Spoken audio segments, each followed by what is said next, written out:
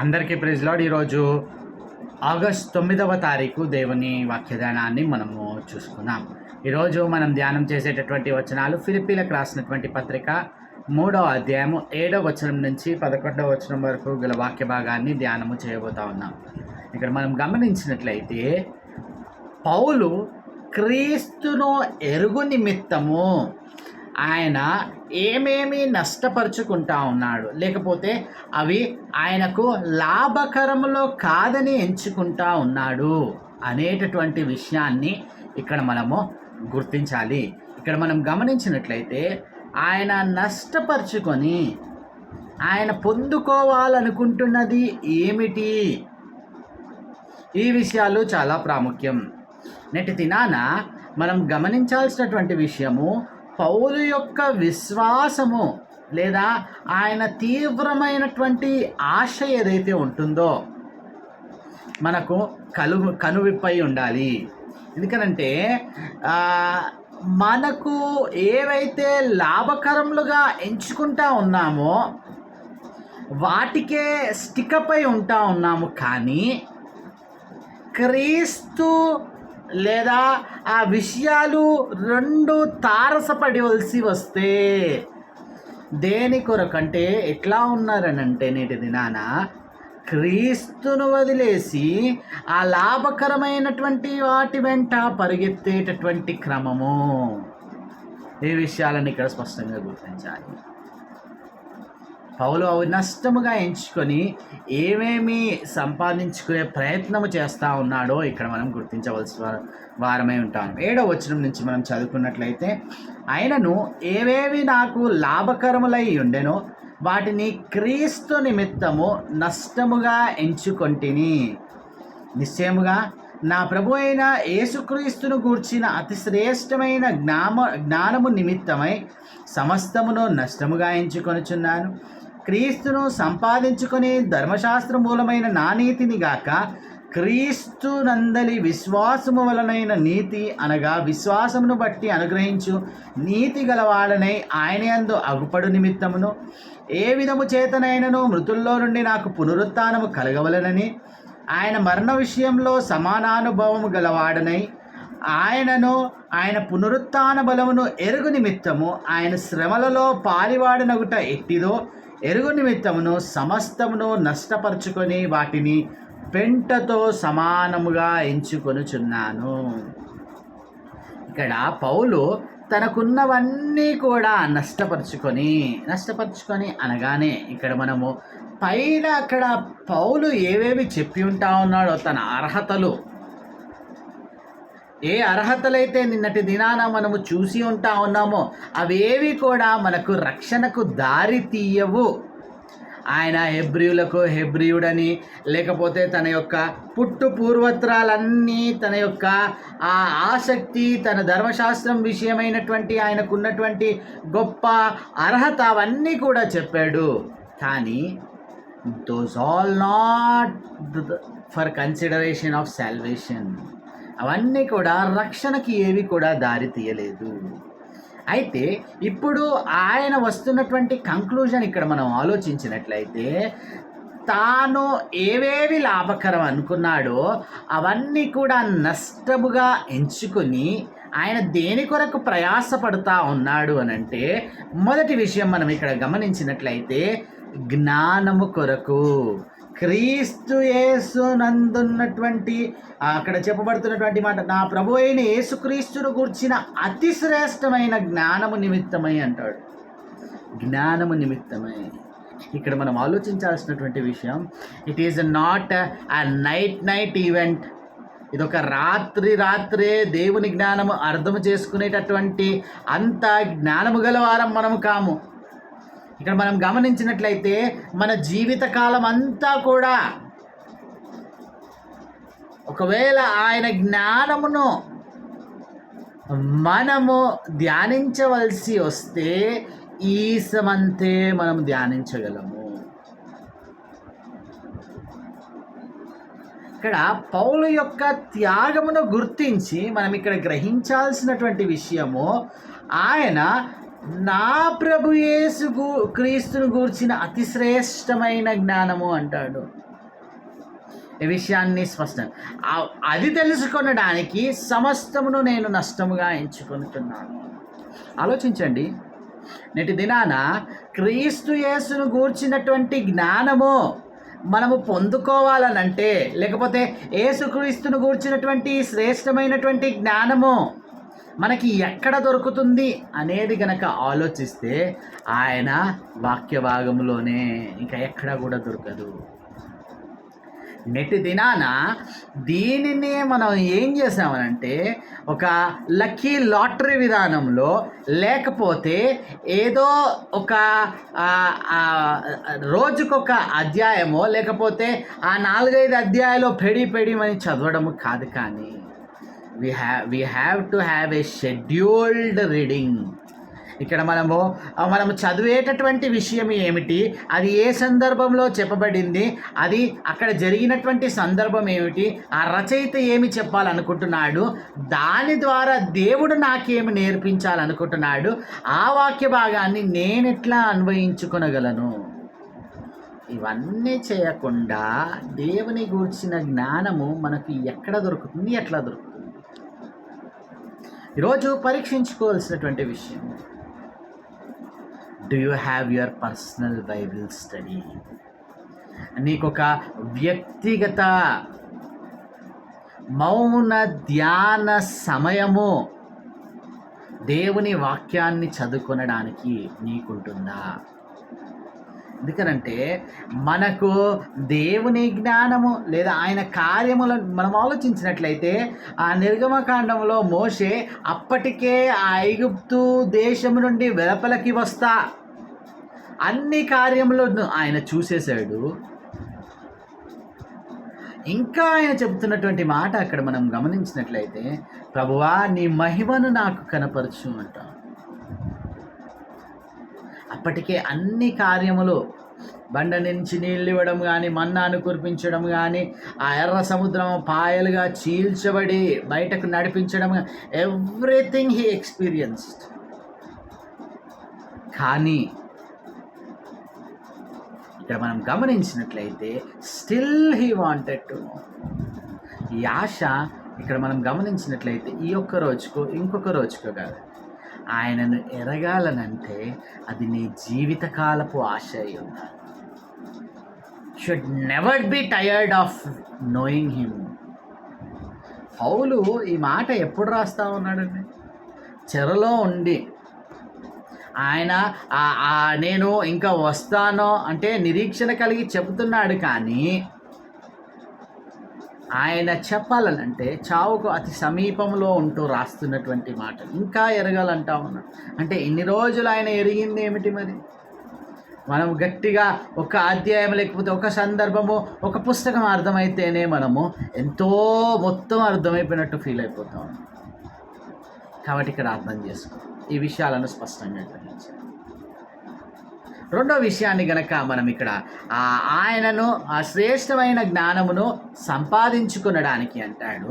రెండవ విషయము ఆ క్రీస్తు యొక్క నీతిని, అక్కడ 9వ వచనంలో క్రీస్తును సంపాదించుకొని ధర్మశాస్త్ర మూలమునైన నా నీతిని గాక క్రీస్తునందలి విశ్వాసము వలనైన నీతి, అనగా విశ్వాసమును బట్టి దేవుడు అనుగ్రహించి నీతి గలవాడనై ఆయన యందు అగుపడు నిమిత్తము. క్రీస్తు ఇచ్చేటటువంటి నీతి. చాలామంది ఇక్కడ పౌలు కూడా ఒకానొక సమయమందు తన స్వనీతిని బట్టి గర్వించినటువంటి వాడే, అంటే ధర్మశాస్త్రమును చక్కగా నెరవేర్చుతున్నటువంటి వాడు గనక తన నీతి ఆయన స్వనీతిని బట్టి గర్వించి, అందుకని అక్కడ ఏమంటా ఉన్నాడంటే క్లియర్గా ధర్మశాస్త్రములో మూలమునైన నా నీతిని గాక. ఈ విషయాన్ని స్పష్టంగా అర్థం చేసుకో. మన నీతి లేకపోతే ధర్మశాస్త్ర మూలమైనటువంటి నీతి కాదు. అక్కడ మనం ఆలోచించినట్లయితే ధనవంతుడైనటువంటి యవనస్తుడు ఆయన కూడా యేసుక్రీస్తు ప్రభు వారి యొద్దకు వస్తూ ధర్మశాస్త్ర మూలమైనటువంటి నీతితో ఆయన వచ్చాడు, కానీ ఎప్పుడైతే దేవుని నీతి ఎదుట ఆయన యొక్క ఏమంటారు తన ధనమును వదిలిపెట్టడానికి ఆయన ఇష్టపడలేనటువంటి ఆ స్థితి ఉంటుందో అప్పుడు ఏమైపోయిందంటే ముఖం చిన్న ముచ్చుకొని వెళ్ళిపోయినట్లుగా మనం చూస్తాం. అంటే దేవుని నీతిలోనికి మనం రావాల్సినటువంటి అవసరం.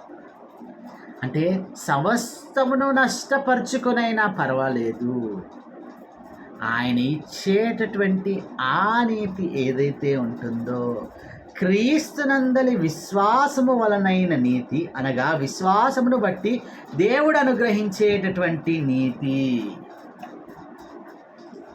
అంటే ఇక్కడ మనం గుర్తించాల్సినటువంటి విషయం, ఒక అడుగు దూరంలో if you can show that faith towards God, he will make you righteous. ఉచితముగా నీతిమంతులుగా మనల్ని తీరుస్తున్నటువంటిది. Already he paid it off on the cross. దాని గురించి ఆయన చెల్లించి ఉంటున్నాడు వెలను. నువ్వేమి చెల్లించాల్సిన అవసరం, ఉచితముగా నిన్ను నీతిమంతులుగా తీస్తాం. కాబట్టి మొదటగా ఆ శ్రేష్టమైన జ్ఞానమును తెలుసుకొనడానికి, రెండవదిగా ఆ నీతిని తన జీవితంలో ఆపాదించుకొనడానికి, ధర్మశాస్త్రం వలనైన నీతి కాదంటా ఉన్నారు. చాలామంది ఈ లోకపరమైనటువంటి నీతిమంతులం అని చెప్పుకోవడానికి ఎగబడుతూ ఉంటారు. ఆ నీతి కాదు, దేవుని వలనైనటువంటి నీతి. ఈ లోకం దృష్టిలో నువ్వెంత దౌర్భాగ్యుడమైనా అయి ఉండవచ్చు, దేవుడిచ్చేటటువంటి నీతి ఆయన యందు విశ్వాసము కనపడు. నువ్వెంత పాపివైనా అయి ఉండవచ్చు, ఆయన యందు విశ్వాసము కనపరుస్తుంది. He will wipe out all your sins and he will make you righteous. ఇంకా అక్కడ చెప్పబడుతున్నటువంటి విషయం, అన్నీ నష్టంగా ఎందుకు ఎంచుకున్నానంటే that I may know him and the power of his resurrection. ఆయన శక్తిని, ఆయన పునరుత్థాన బలమును ఎరగడానికి అంటాం. ఇక్కడ మనం గుర్తించాల్సినటువంటి విషయము, ఆయన మరణ విషయంలో సమానానుభవం గలవాడని ఆయనను, ఆయన పునరుత్థాన బలమును ఎరుగు నిమిత్తము, to know the power of his resurrection అంటా ఉన్నాడు. ఇక్కడ మనం గుర్తించాల్సినటువంటి విషయం, రోమీలకు రాసినటువంటి పత్రికలో 7వ అధ్యాయము 18వ వచనాన్ని గనక మనం చదువుకున్నట్లయితే, అక్కడ చెప్పబడుతున్నటువంటి మాట గనక మనం చూసినట్లయితే,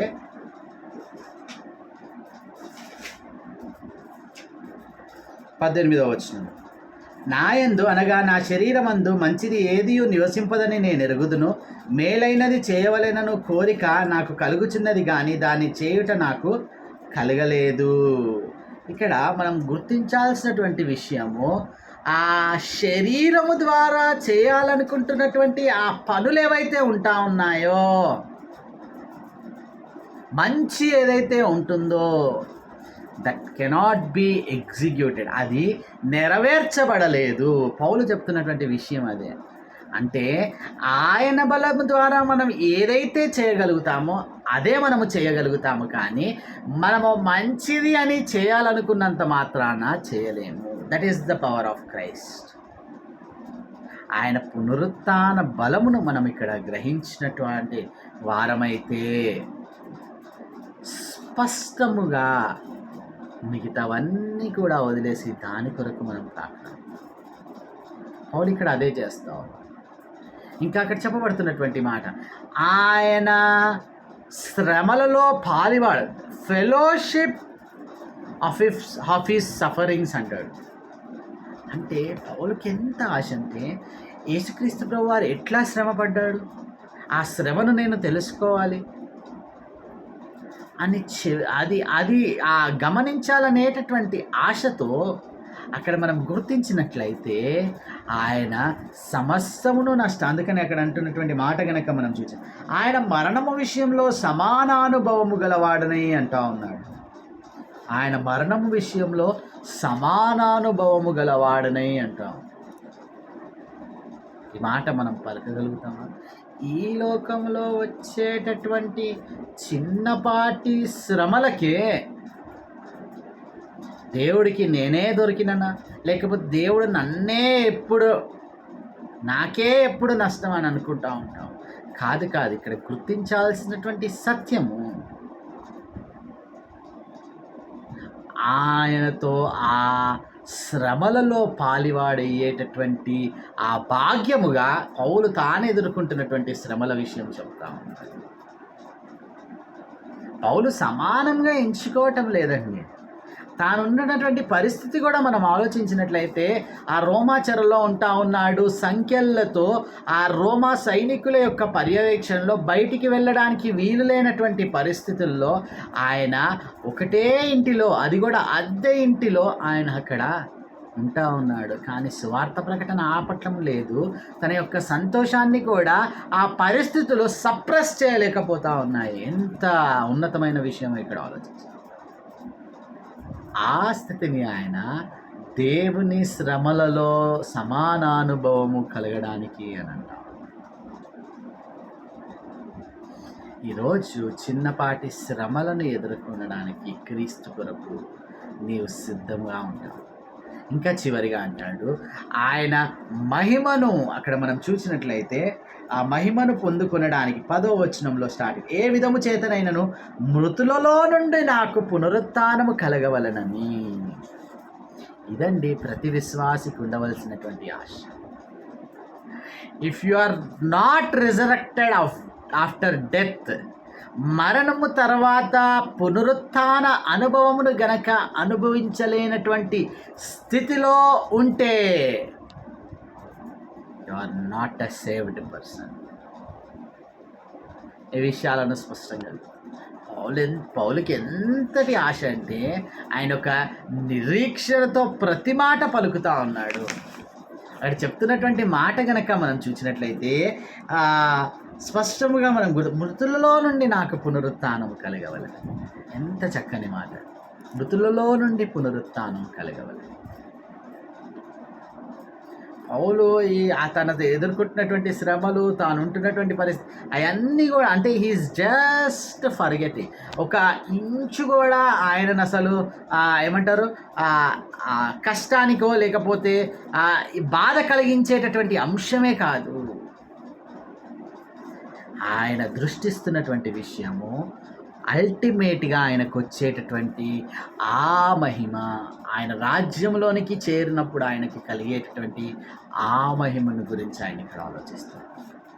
కాబట్టి ఈరోజు మనం గుర్తించాల్సినటువంటి విషయము స్పష్టంగా మనం గ్రహించినట్లయితే పౌలు తాను దేవుని గురించిన జ్ఞానం, యేసుక్రీస్తు ప్రభువారిని గురించిన జ్ఞానమును తెలుసుకునడానికి, ఇంకా అక్కడ స్పష్టంగా చెప్పబడుతున్నటువంటి విషయాన్ని కనుక మనం ఆలోచించినట్లయితే ఆయన నీతిని పొందుకొనడానికి, అట్లాగే ఆయన యొక్క బలమును కలిగి ఉండడానికి, అట్లాగే ఆ శ్రమలలో ఆయనతో సహానుభవము కలిగి ఉండటానికి, అంతిమంగా ఆ పునరుత్థాన బలం అంటే ఆయన కూడా పునరుత్థానంలో పాల్గొనడానికి, ఇవన్నీ కూడా ఆలోచిస్తే ఇవి పొందుకొనడానికి ఆయన సమస్తమును నష్టముగా ఎంచుకొనిచున్నాడు. ఈరోజు ఒక ప్రశ్న ఈ పాయింట్లో మనం వేసుకుంటాం.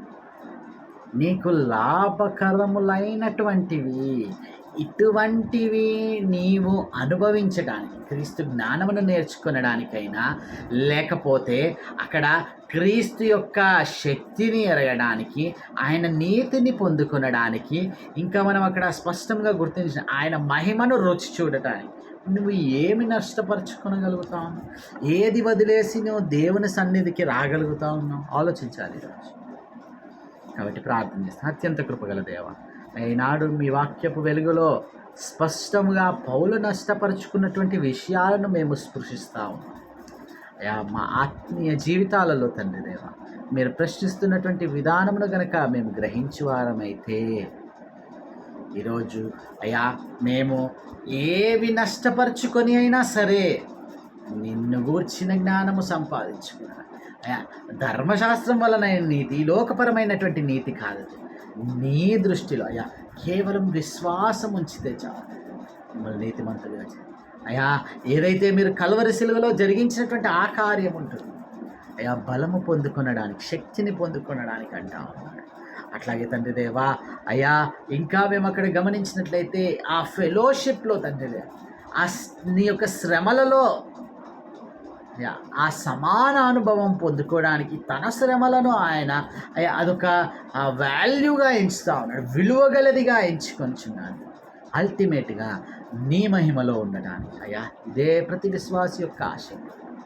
ఇట్టి రీతిగా మాకు లాభకరములు ఏవై ఉన్నాయో వాటికే స్టికప్ అయిపోతే అయ్యా మేము నిన్ను గూర్చి ఎరగలేము, నిన్ను గూర్చి తండ్రి దేవా నీ నీతిని మేము ఇట్టి విషయంలో మాకు తండ్రి దేవా అయ్యా సరి అయినటువంటి తండ్రి దేవా స్పృహ కలిగి ముందుకు కొనసాగడానికి నీ కృపలో భద్రపరుచుకున్నాం. ఏ స్నాములు ప్రార్థించాడు వేడుకుంటున్నాం తండ్రి. ఆమేన్.